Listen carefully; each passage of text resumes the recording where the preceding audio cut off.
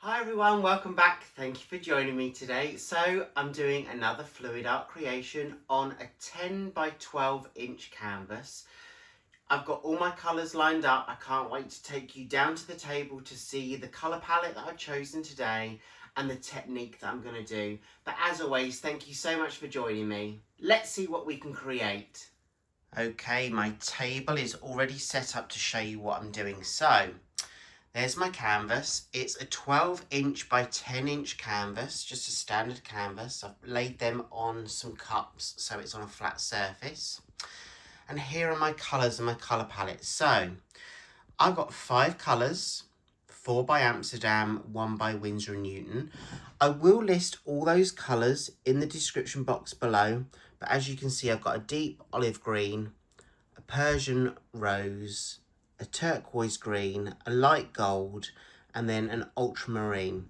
But I'm going to use the 4 Amsterdam colours on top and the ultramarine as my base colour. All these paints are mixed with a pouring medium and water. 1 part paint, 1 part water, 3 parts pouring medium. So that's the consistency. Let me just show you. Very fluid still. And that's going to be my base colour. And they're the colours over the top. So as you can see, I've not got much left of each colour. But I am adding a drop of silicone to 3 colours. So 1 drop of silicone to the pink, to the olive green, and to the green turquoise. And then I'm going to place those colours in that cup and pour it out onto the canvas. So pouring all those 4 colours on top of this base colour. And then I'm either going to tilt or blow out with the hairdryer. So that's a decision I'll make whilst I'm in that creativity process. So I'm ready. Let's go. So I've got my cup just here. So all I'm going to do is I'm literally going to pour the paints into the cup. So gold on the base. Now that's the only colour, along with the base colour, that doesn't have a drop of silicone. But all of these do, these 3. So this green turquoise has 1 drop of silicone.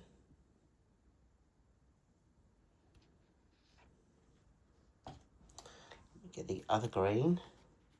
That's got a drop of silicone. So as I say, just 1 drop in each.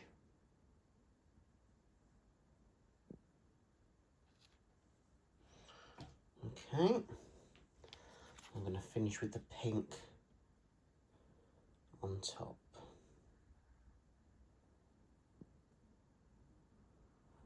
There we go.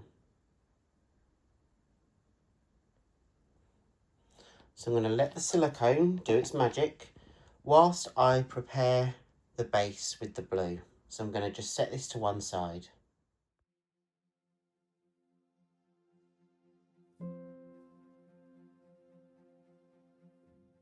So I need some flow of paint for that cup to be poured out on.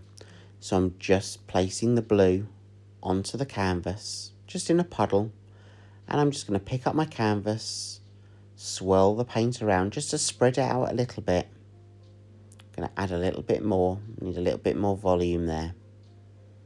Before I start to pick up my cup and literally place that paint that's in that cup onto the canvas.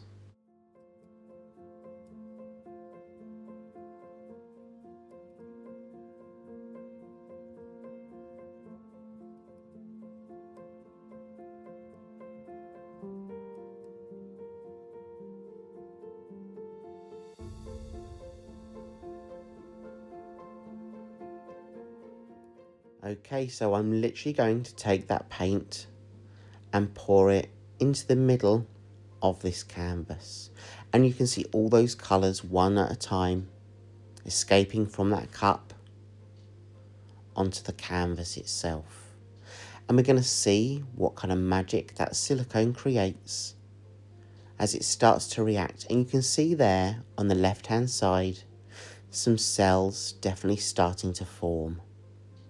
So once I've used all the paint from the cup, I'm going to take you down for a quick look just so you can see some of that detail. But it's really around this section here that's really interesting.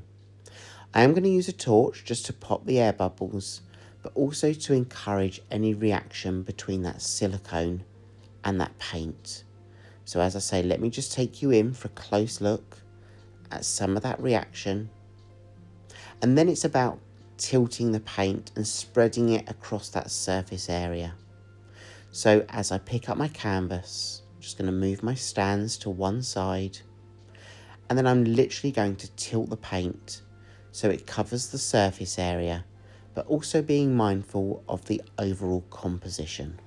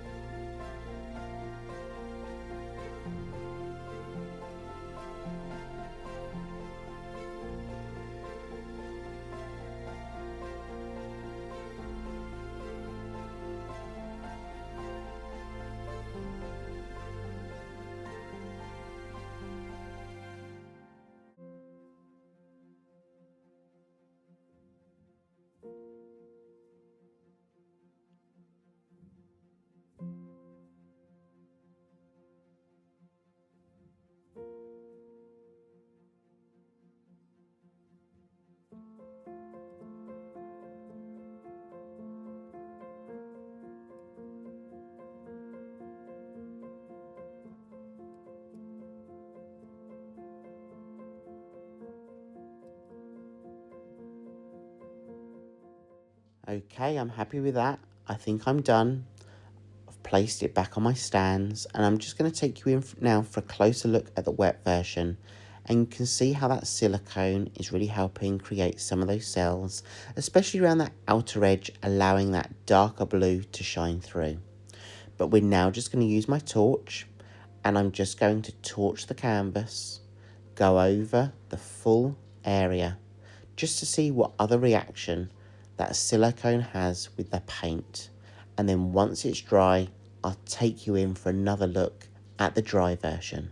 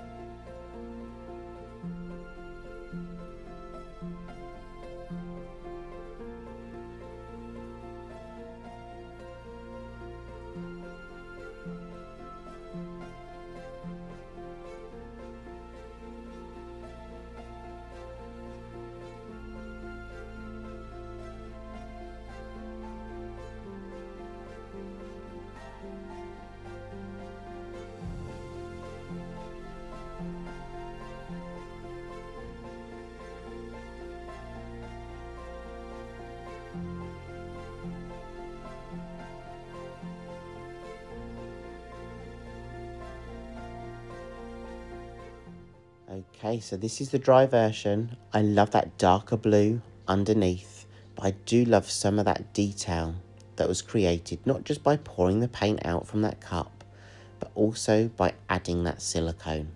If you've had fun, I hope you have. I hope you've learned something. And if you have, just let me know what you're learning in the comments below.